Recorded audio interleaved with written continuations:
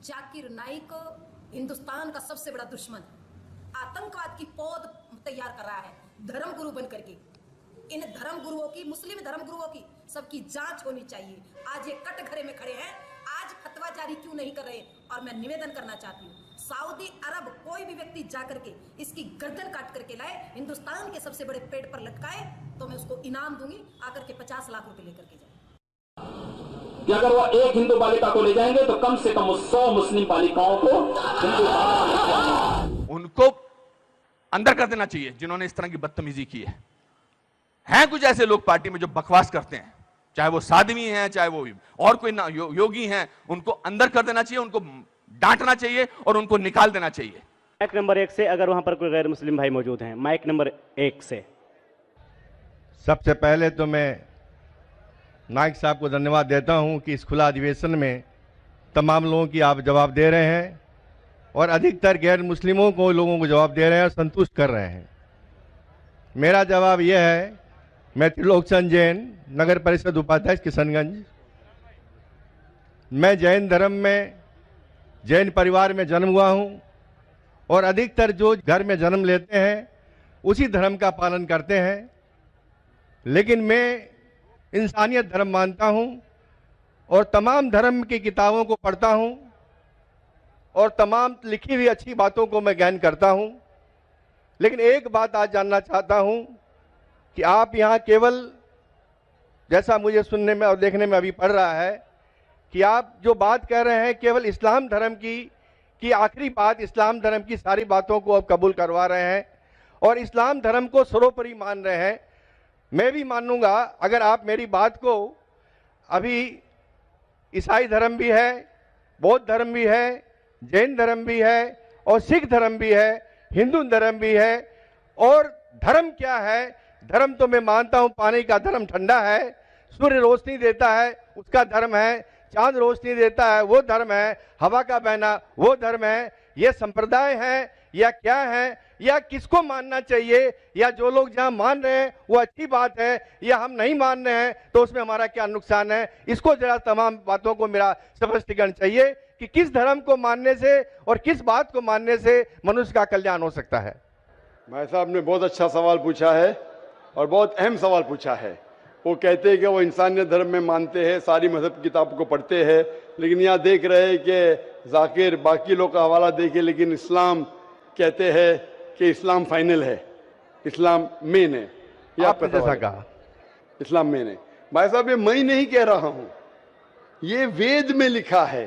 अगर वेद में लिखा है कि आखिरी अवतार कल के अवतार है, अगर लिखा है तो मैं उस चीज को निकाल नहीं सकता हूं ना। मैंने तो नहीं लिखा हूं, उसी तरीके से बाइबल में लिखा है। आपने कहा बाइबल का, आपने कहा वेद का, बाइबल में लिखा है। बाइबल पढ़ेंगे, gospel of John chapter number 16 verse number 12 to 14, Isa अलैहि सलाम कहते हैं, I have many things to say unto you but he can not bear them now, for he when the spirit of truth shall come he shall guide you into all truth, he shall not speak of himself, all that he shall speak. ये दे रहे हैं कि एक आखिरी पैगंबर मोहम्मद सल्लल्लाहु अलैहि वसल्लम आने वाले। ये मैंने तो बाइबल नहीं लिखी ना, मैंने तहकीक की। अगर मैं तहकीक कर आप आके बोलो डॉक्टर जाकिर नाइक आप जो कह रहे बाइबल में नहीं है, लेकिन आपने कभी नहीं सुना, आप अजीब बात सुन रहे तो आपको अजीब लग रहा है और बहुत लोग को अजीब लग रहा है। कुछ लोग कबूल कर रहे, कुछ लोग कबूल करने से डरते। फर्क ये है। नहीं सुनिए बात, तो ये आप बोलना चाहिए जाकिर भाई, बाइबल में gospel of John chapter 12 verse 14 है ही नहीं। अब लेके आओ बाइबल, पढ़ो मेरी बात। ये कल की पुराना है ही क्या? नहीं, आपकी किताब में लिखा है तो मैं छुपा तो नहीं सकता हूं ना। मैं क्या कहता हूं कि सारी धार्मिक किताब को लो और यकसा है वो फॉलो करो, जो यकसा नहीं उसको छोड़ दो ना। तो अक्सर जितने अहम मजहब है, चाहे हिंदू मजहब है, चाहे बुद्ध मजहब है, चाहे ईसाईयत है, चाहे जुडाइज्म है, चाहे इस्लाम है, सारे में यकसा लिखा है। आप अगर पढ़ेंगे हिंदू मजहब की किताब, वेद पढ़ेंगे, बाइबल पढ़ेंगे, Old Testament, New Testament, Judaism, Christianity, Islam, ये चारों मेन मजहब को आप लेंगे, सब में लिखा है खुदा एक है, उसका कोई अक्स नहीं है, आखिरी पैगंबर मोहम्मद सल्लल्लाहु अलैहि वसल्लम है। तो मैं थोड़ी छुपा सकता हूं। मुसलमान भी चौंक जाते, इस्लाम और हिंदुइज्म में यकसानियत हो ही नहीं सकती। कितने मुसलमान मेरे खिलाफ है, हिंदुइज्म और इस्लाम में यकसानियत हो ही नहीं सकती। लेकिन जब खुदा फरमाते ताला इला कलिमतिन सवाइम बैना बैनकुम, आओ हम उस बात की तरफ जो यकसा है। मैं भाई साहब जितनी लंबी तकरीर मैं दे सकता हूं हिंदू और इस्लाम मजहब में यकसानियत, उससे लंबी तकरीर दे सकता हूं डिफरेंसेस के ऊपर, इख्तिलाफ पे। लेकिन मेरा काम इख्तिलाफ ने, मेरा काम यकसानियत का है, क्योंकि मैं तालिब इल्म हूं। मैं अगर तकरीर करने लगूं कि हिंदू मजहब और इस्लाम में डिफरेंस क्या है, तो और लंबी तकरीर कर सकता हूं मैं। लेकिन मेरा काम है लोगों को जोड़ना, लोगों को तोड़ना नहीं। लेकिन जोड़ते वक्त जब मालूम पड़ रहा है सही, अगर बाकी के धार्मिक गुरु अपने लोग से नहीं कह रहे, क्या उनके किताब में लिखा है कि खुदा एक है, खुदा के अलावा किसी की और पूजा नहीं करना चाहिए, आखिरी पैगंबर मोहम्मद सल्लल्लाहु अलैहि वसल्लम की, उनकी गलती है, मेरी गलती क्या है? और मैं तो खुले मंच पे बोल रहा हूं ना, और मैं कहता हूं कि आओ आपके धार्मिक आदमी को लेकर, अगर गलती है बैठ के हम डिस्कशन करेंगे, जिस तरीके से मैंने श्री रविशंकर के साथ किया था। श्री रविशंकर हिंदुस्तान में सबसे ज्यादा माने जाने वाले इन स्क्रिप्चर्स में श्री रविशंकर है, उनके साथ मुनाजरा किया मैंने ओपन स्टेज के ऊपर, ओपनली। तो इसके अंदर अगर हक बात सामने आ रही है, लोग हक कबूल कर रहे, उसमें क्या है? आप मुझे ऐसी कोई चीज लेके आओ जो मैं नहीं मानता हूं और कुरान और वेद में लिखे मैं फौरन मानूंगा। आप एक चीज पेश करो मुझे, एक जो कुरान और वेद में लिखा है, इसमें मैं अमल नहीं करता हूं, फौरन अमल करूंगा। भाई साहब समझ रहे क्या बोल रहा हूं मैं? इसको कहते हैं इंसानियत। खाली मुंह से बोलना इंसानियत क्या है? ये तो पॉलिटिशियन का काम हो गया। मैं सब में मानता हूं, सब में मानता हूं, सब में मानता हूं, तो अमल तो करो। जो आदमी अमल नहीं करता, सिर्फ मुंह से बोलता है, वो तो माफ करना, मेरे हिसाब से ये ढोंगी है। वो जितने लोग आते प्लेटफॉर्म पे बोलते सर्वधर्म एक है, वो ढोंगी है, उन्होंने अपनी किताब ही नहीं पढ़ी है। ऐसे ढोंगी लोग से क्या बात करना? मैं हक की बात कर रहा हूं। आप एक चीज मुझे दिखाओ जो कुरान और वेद में लिखी है, मैं फौरन मानूंगा। चैलेंज करता हूं मैं, एक चीज लिखो जो आपके शास्त्र में लिखी और कुरान में लिखी है, फौरन मानूंगा मैं। इसको बोलते जिगर। यंग हूं मैं आपसे यंग हूं, लेकिन जिगर रखता हूं अल्हम्दुलिल्लाह। बड़े मंच पे सिर्फ यहाँ ने दिगर ममालिक में जाके बोलता हूं, इसलिए लोग मुझसे डरते हैं। ये आ जाएगा तो पोल खुल जाएगा, भाई हमारी दुकान बंद हो जाएंगी। लोग बोलते हैं हमारी दुकान बंद हो जाएंगी। मैं जब जानता हूं मैं हक के ऊपर, और जैसा आपने सुबह में कहा था कि लोग विरोध करेंगे अच्छे लोग का, वही बात, मैं हक की बात क्यों, किससे डरना? खुले मंच पे कह रहा हूं, मुझे आजादी है इस देश में। अगर किसी को आने का, मुकाबला करने का, तो डायलॉग भी करने को मैं तैयार हूं। ऐसा आदमी जिसके पास इल्म है, चाहे हिंदू मजहब का हो, चाहे क्रिश्चियनिटी मजहब का हो, कोई भी शख्स जो 10,000 पब्लिक, कोई भी हिंदू, कोई भी क्रिश्चियन दुनिया में जो अपने खुद की तकरीब पे 10,000 लोग को गैदर कर सकता है। यहाँ माशाल्लाह कितने लोग हैं? यहाँ तकरीबन 5-10 लाख लोग हैं, बराबर। सिर्फ 10,000 अपनी तकरीब पे अगर वो जमा कर सकता है और मुझसे मुनाजरा करना चाहता है, मैं तैयार हूँ। कोई आलतू फालतू रस्ते वाले से नहीं, 10,000 लोग को अपनी तकरीब पे जमा कर सकता है वो, और मुझसे मुनाजरा करना चाहता है, मैं तैयार हूँ। क्योंकि मैं हक की बात करता हूँ। खाली बोलना सर्वधर्म क्या है? मैं सच्ची में लोग को एक करने चाहता हूं, जो कुरान में लिखा है, जो वेद में लिखा है, जो बाइबल में लिखा है। वाकई ये मानना पड़ा कि उठ के अब बज़्म जहां का और ही अंदाज है, उठ के अब बज़्म जहां का और ही अंदाज है, मशरिको मगरिब में तेरे दौर का आगाज है। 2 पर माइक नंबर 2 पर अगर कोई गैर मुस्लिम भाई हैं तो अपना सवाल कर सकते हैं। सर मैं कहना चाहता हूं कि जो वर्दी पहनते हैं वही क्या देशभक्त होते हैं? मेरा कहना आप समझ रहे हैं। और मैं आपसे, आपके हाथ से मैं कुरान को पाना चाहता हूं, क्योंकि मुझे बहुत कुछ जानना है। मुझे कभी कभी लगता है कि ना भगवान है ना खुदा है। अगर नहीं भी माने फिर भी वो हमें सब कुछ देगा। क्यों हम लोग वेट करते हैं हिंदू मुसलमान बनने के लिए? ऐसा लगता है हमें। तो हमको बहुत जानकारी अभी बाकी है, हम जानना चाहते हैं। हमको लगता है कि ऐसा कुछ नहीं है, क्योंकि अगर स्वर्ग और नर्क है तो कौन देखा है, कौन जाके आया है और कहां पर है वो? अगर कोई गया है या किसने बोला है, मेरा माथा काम नहीं करता है। कहां है, किधर है? भाई साहब का 3 सवाल है। पहला सवाल है, भाई साहब ने कहा है कि वर्दी पहनने से क्या वो देशभक्त बन जाता है, ये आपका सवाल था। मैं वर्दी पहनने से देशभक्त नहीं बनता है। बहुत से लोग वर्दी पहन के अपने देश से गद्दारी भी करते हैं। तो वर्दी पहनने वाला देशभक्त जरूरी नहीं है। जो अपने देश की रक्षा करता है और देश के लिए काम करता है, वो सही इंसान है। वर्दी जरूरी नहीं, वर्दी है या नहीं है वो कुछ अहम क्राइटेरिया नहीं। दूसरा सवाल आप चाहते कुरान मजीद मुझसे आप आ सकते हैं।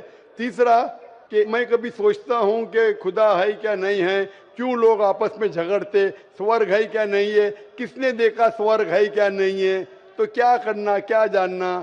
भाई साहब आपने कभी किसी को 10 माले से खुद ही मारते देखा? भाई साहब नहीं देखा तो 10 माले से खुद ही मारेंगे? मारो खुद ही ना, क्यों नहीं मारेंगे? क्यों नहीं मारेंगे? क्योंकि मर जाएंगे। नहीं देखा फिर भी यकीन है। आपने किसी को मरते हुए देखा 10 माले से खुद ही मारते हुए? नहीं सर। सुना सिर्फ ना? सुना। यकीन क्या है ना अपनी बुद्धि पे। तो यही चीज, सब चीज देखना जरूरी नहीं। मैं स्वर्ग को देखूंगा तो ही मानूंगा। क्या आपको अमेरिका जाना जरूरी है मानने के लिए अमेरिका है क्या? नहीं। आज टेक्नोलॉजी बढ़ चुकी है भाई साहब। आप 10 माले से खुद ही मार के एक आदमी को मरते देखेंगे फिर ही बोलेंगे अच्छा 10 माले से खुद ही मारेगा तो इंसान मर जाएगा। ये जरूरी नहीं देखना। अपने बुद्धि से आपको इम्तिहान लेने पड़ेगा, क्या बात सच है क्या बात गलत है। तो आप जब पढ़ते हैं, जो शास्त्र पढ़ते हैं, जो आपकी बुद्धि को नहीं संतुष्ट करता है, आप उसमें नहीं मानते। तो ऐसे शास्त्र पढ़ो जो आपकी बुद्धि को मनवाएगा। और मिसाल के तौर के ऊपर कुरान मजीद, आज अगर आप साइंस और टेक्नोलॉजी के हवाले से कुरान मजीद चेक करते, कुरान मजीद में एक भी आयत नहीं जो साइंस के खिलाफ है। आज आप 80% चीज मिसाल के तौर पे साइंस के जरिए कुरान मजीद की साबित कर सकते। 20% एम्बिग्युअस है, नीदर सच नीदर गलत। मिसाल के तौर पे साइंस ने ये साबित नहीं की क्या स्वर्ग है या नरक है, बराबर। साइंस ने ये भी नहीं साबित की कि दूसरी जिंदगी है, पुनर्जन्म, लाइफ आफ्टर डेथ। लेकिन अगर 80% 100% सही है, 20% डाउटफुल है, नीदर राइट नीदर रॉन्ग, मेरी लॉजिक कहती है कि इंशाअल्लाह ये 20% भी सही रहेंगी। ये अंधविश्वास नहीं है, ये लॉजिकल विश्वास है। तो कुरान में बाकी साइंटिफिक फैक्ट के अलावा ये भी लिखा है कि स्वर्ग है नरक है। तो ऐसी किताब पढ़ो जिससे आपका मन संतुष्ट हो। आप कुरान मजीद पढ़ो, इंशाअल्लाह आपको यकीन आएगा स्वर्ग और नरक में। आप आके कुरान मजीद ले सकते हो भाई साहब। सर, स्वामी विवेकानंद बोलते हैं कि स्वर्ग और नर्क अपना दिल में है। तो ये कैसे बोल दिया? ये बहुत बड़ा पंडित है। स्वामी विवेकानंद ना कि खुदा है क्या? आप वेद की बात मानेंगे, स्वामी विवेकानंद की बात मानेंगे? सर, हम लोग यंग तो बहुत उसको फॉलो करते हैं। हाँ, अगर कोई आदमी ने गलत किया, इंसान गलती कर सकता है क्या नहीं? इंसान गलती कर सकता है क्या नहीं? कर सकता है सर। कर सकता है। तो कोई इंसान कुछ चीज कहता है, आपको देखने पड़ेगा वो सही है क्या गलत है। मैं भी इंसान हूं, मैं भी गलती कर सकता हूं। गलती क्या तो बोलूंगा सॉरी भाई, इंसान हूं, गलती कर सकता हूं। कर सकते क्या नहीं? तो अगर स्वामी विवेकानंद ना वेद के खिलाफ बात करते तो उसकी बात मत मानो। जो बात वो वेद के मुताबिक करते वो बात मानो। आप समझ रहे? मेरा भी कोई जुमला मिला जो कुरान के खिलाफ है, मेरे जुमले को भी फेंक दो ना। स्वामी विवेकानंद ना दूर की बात है, मैं अगर कुछ कुरान और सही हदीस के खिलाफ बोल रहा हूं तो मेरी बात भी मत मानो। मेरा 2 स्टैंडर्ड नहीं, मेरा डबल स्टैंडर्ड है, 1 स्टैंडर्ड है। जो खुदा ने बोला, खुदा की किताब को मानो, उसके ऊपर अमल करो। लोग अक्सर आपको खुदा की किताब से दूर लेके जाते। मैं यहां आया हूं लोग को खुदा की किताब के नजदीक लेके आने के लिए। अगला सवाल माइक नंबर 3 से, अगर वहां पर कोई गैर मुस्लिम भाई मौजूद हैं। माइक नंबर 3 से। मेरा नाम राहुल गुप्ता है। मेरा सवाल, कुरान के दूसरे नंबर सूरा बकरा में कहा गया है ये वही किताब है जिसमें कोई गलत नहीं है।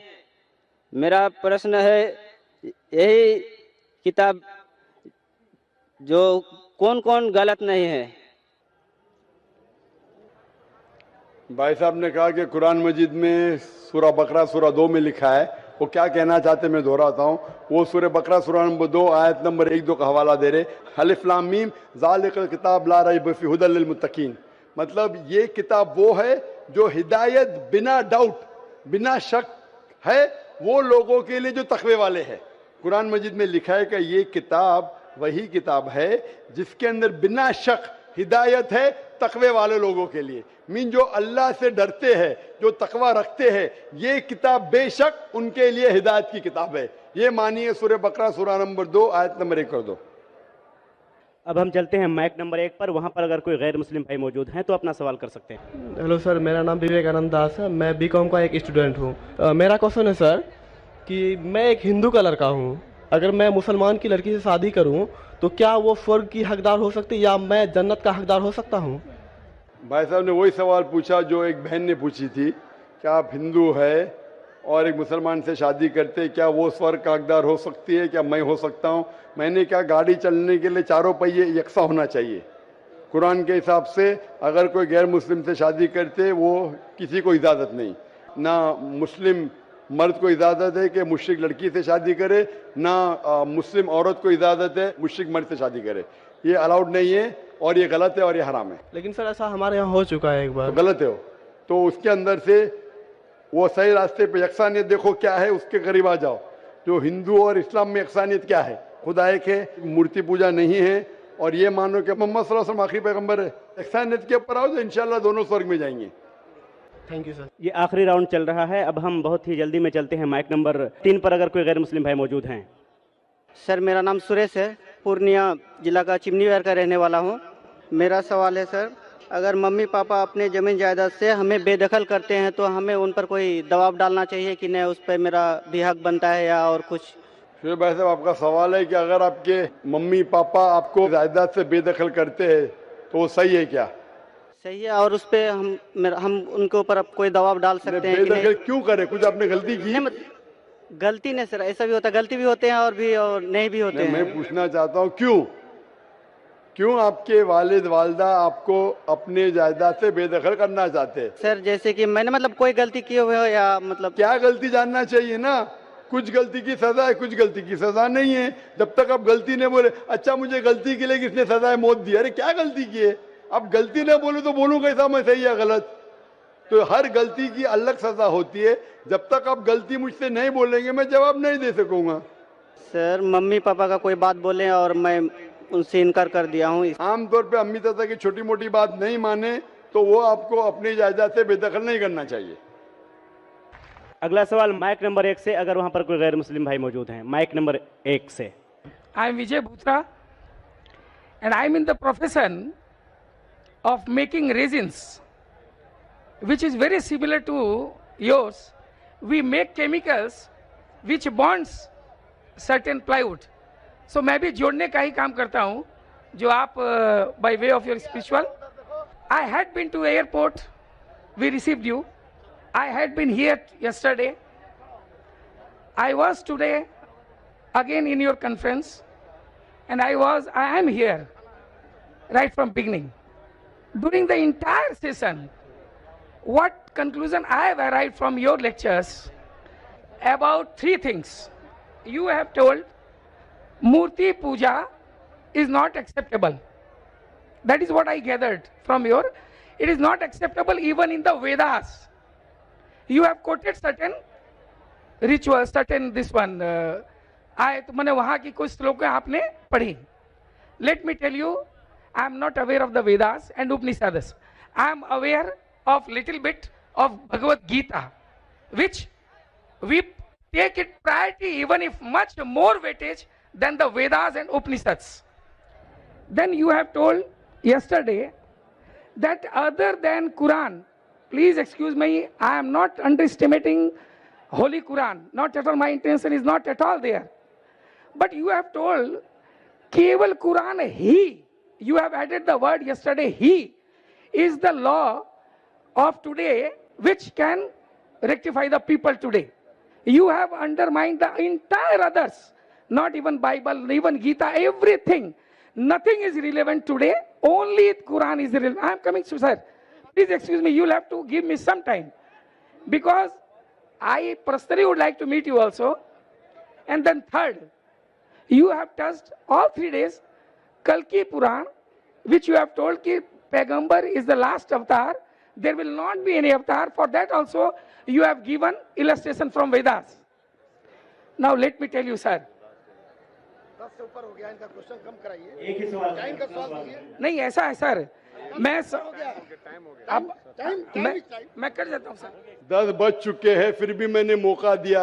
अगर आप ज्यादा करेंगे हमको यहाँ लॉ का इख्तियार रखना चाहिए नहीं? टाइम खत्म, इतना लंबा वक्त था आपको माइक्रोफोन आने के लिए, आप नहीं आया, 10 बजने के बाद आप खड़े होते और इतना लंबा सवाल पूछते, मैं जवाब देने को तैयार हूं, अगर पुलिस इजाजत देती मैं देता हूं। कोई बात नहीं, let my question be incomplete and let the answer be not But why are there. you coming so late? I am sorry for this. See, my turn didn't come. Complete your question, complete your third question. No, if you permit, if you everything but he's saying, no problem. बहुत बहुत शुक्रिया। अब हम doctor साहब की खिदमत में ये शेर पढ़कर इस मजलिस के सवाल जवाब का सिलसिला ख़त्म करते हैं कि निगह बुलंद सुखन दिल नवाज जहाँ पुरसोज, यही है रख्त सफ़र मीरे कारवां के लिए। लेकिन इस मजलिस कल इंशाअल्लाह भाई साहब पहला सवाल जवाब दूंगा आपको कल। First question you ask. Yes. First question इंशाअल्लाह। Thank you. I want to reply to you in public. Thank you. In public, not privately. I am also going to put the questions in public, sir. Inshallah. I also put my question, entire question, Oh, sure. tomorrow in public, sir. Thank you. Thank you. आप लोग शांति का माहौल बना रखें। अगर आप लोग doctor Zakir नायक साहब से मोहब्बत करते हैं तो मोहब्बत का मतलब होता है उनका एहतराम करना और उनको तकलीफ न पहुंचाना।